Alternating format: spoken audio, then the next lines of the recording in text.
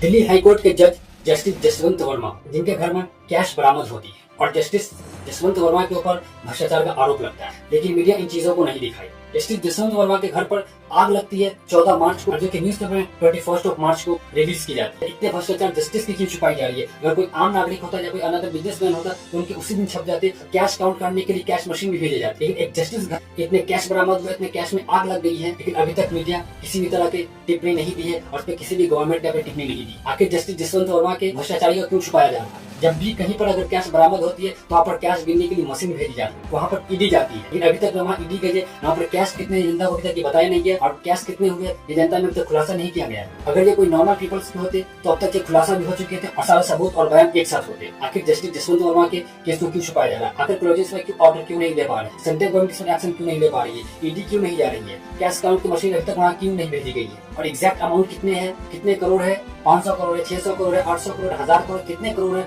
ये exact data क्यों नहीं बताई जा रही? लेकिन ये बता रही कि बहुत सारे कैश बरामद हुए, अपने आप में इन सवालों को जन्म देती है। तो कहना अब यही है, अब कैश काउंटिंग से हटकर किलो पर गिना जा रहा है कि अब ये कहा जा रहा है बहुत कैश मिले। आखिर जस्टिस जसवंत वर्मा के भ्रष्टाचार को क्यों छुपाया जा रहा है? क्या जो जस्टिस लोगों के न्याय करते थे आज वो खुद भ्रष्टाचार हो चुके हैं? और ये बात तब खबर में निकल के आती है जब उनका तबादला दिल्ली हाईकोर्ट से इलाहाबाद हाईकोर्ट में किया जाता है। लेकिन अभी इस पर किसी भी तरह के गवर्नमेंट ने ना कोई एक्शन लिया, ना कोई प्रोजेक्ट ने एक्शन लिया, ना कोई जस्टिस ने एक्शन लिया। और जस्टिस जसवंत वर्मा का कहना है कि जब ये आग लगी हमारे घर पर हुई थी तो उस समय हम घर पर भी नहीं थे। हाईकोर्ट के जज जस्टिस यशवंत वर्मा पर लगे आरोपों के बाद बीती रात 22 मार्च को सुप्रीम कोर्ट ने एक रिपोर्ट को सार्वजनिक किया है। सुप्रीम कोर्ट ने जस्टिस वर्मा पर दिल्ली हाई कोर्ट के चीफ जस्टिस DK उपाध्याय की रिपोर्ट और यशवंत वर्मा के बचाव को सार्वजनिक किया है। इस रिपोर्ट में दिल्ली पुलिस द्वारा दी गई कुछ फोटो और वीडियो भी शामिल हैं, जिसमें जले हुए नोट नजर आ रहे हैं। हालांकि रिपोर्ट के कुछ हिस्सों को रिडक्ट किया गया है, यानी काले रंग से छिपाया गया है। दिल्ली हाईकोर्ट के जज जस्टिस यशवंत वर्मा पर आरोप लगे हैं कि नई दिल्ली स्थित उनके आधिकारिक निवास से भारी मात्रा में नकदी मिली है। 14 मार्च को उनके निवास के एक स्टोर रूम में आग लगी थी, जहां पर कथित तौर पर उनके घर से बड़ी मात्रा में कैश मिला था।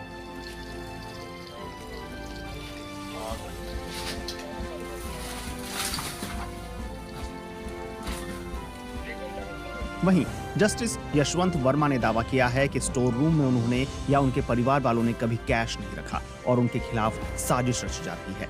इस मामले में सुप्रीम कोर्ट के चीफ जस्टिस संजीव खन्ना ने दिल्ली हाई कोर्ट के चीफ जस्टिस DK उपाध्याय को एक प्रारंभिक पूछताछ करने को कहा था।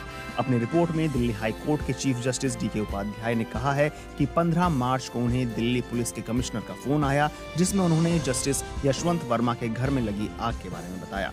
कमिश्नर ने उन्हें क्या बताया, ये हिस्सा छिपाया गया है। इस घटना के बारे में जस्टिस DK उपाध्याय ने सुप्रीम कोर्ट के चीफ जस्टिस को 15 मार्च को बताया। जस्टिस DK उपाध्याय ने यह भी कहा कि जस्टिस यशवंत वर्मा के घर पर तैनात सिक्योरिटी गार्ड के मुताबिक 15 मार्च की सुबह कुछ जली हुई चीजों को स्टोर रूम से हटाया गया। इसके बाद उन्होंने अपने सेक्रेटरी को जस्टिस यशवंत वर्मा के घर की जांच करने के लिए भेजा। जस्टिस DK उपाध्याय ने अपनी रिपोर्ट में पुलिस कमिश्नर द्वारा भेजी गई कुछ रिपोर्टों को भी शामिल किया है, जिसमें ये कहा गया है कि स्टोर रूम में 4 से 5 अधजली बोरियों से कैश मिला है। पुलिस कमिश्नर ने जस्टिस DK उपाध्याय के साथ कुछ फोटो और एक वीडियो भी शेयर किए हैं। इनमें एक कमरे में नोट जलते दिख रहे हैं।